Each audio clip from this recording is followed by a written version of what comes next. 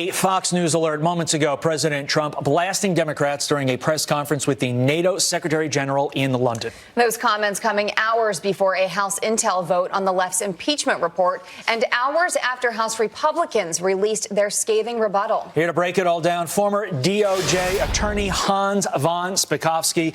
Sir, great to have you here. Before we get into the nitty-gritty here, you're the judge and jury here. Do Republicans make a strong enough argument in total to win their case? I think they do, particularly because if you look at the witnesses that the Democrats brought up, their testimony was hearsay, speculation, and opinions differing with how the president handled foreign policy with Ukraine. A difference in opinion on foreign policy is not an impeachable offense. Right.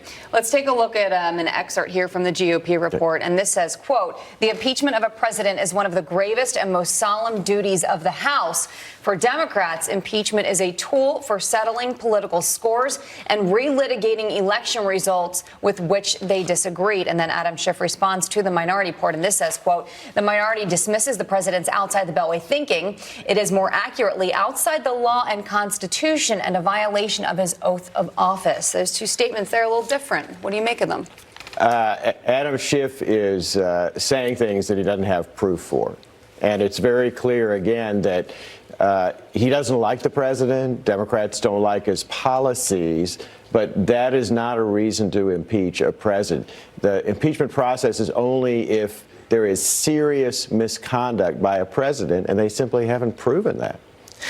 Looking at the situation as it is, this is not a legal proceeding, and I think it's always important during discussions to make that point. This is a political proceeding, and it seems like everybody already has their entrenched positions. My question for you is, when the evidence is presented to the public, where do you think the public is going to come down?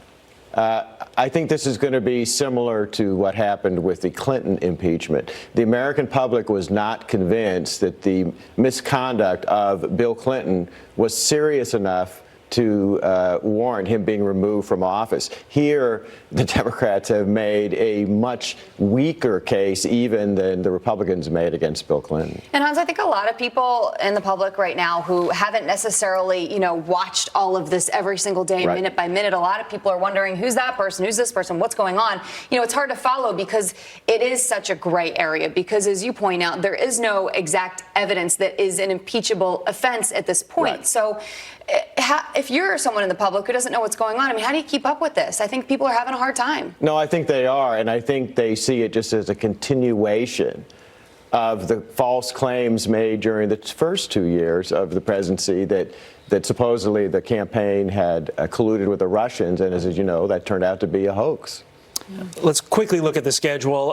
Committee vote set to happen 6 p.m. today. And then tomorrow, House Judiciary Committee holding their hearing at 10 a.m. To all the points that we're making, to sort of sum it up, I get the impression that the vote's going to go the way we expect it to go, and then this is going to play out exactly in the House the way we think it is, and then it's going to get to the Senate, and unless something major is unveiled that we are not privy to right now, Senate's going to vote it down in the trial, and we're going to be moving on to something else. But are we, though? Yeah. Well, I think you've actually correctly predicted the events. Unless Democrats finally come to a realization that a rational person looking at this, instead of looking at it politically, realizes that the president did not do anything that warrants impeachment. Or to Jillian's point, We'll say. Is it Mueller 2.0 again? Yeah. We just keep going over and over again. I just don't see how all of a sudden it stops and everyone has an answer and we move on. No, I don't think so, particularly because we got an IG report coming out, and John Durham, the U.S. attorney, is doing a criminal investigation of how the Russian collusion claim even started. He can bring the charges. Hans, good to see you in person. Yeah, it's nice to be here in person. Yeah.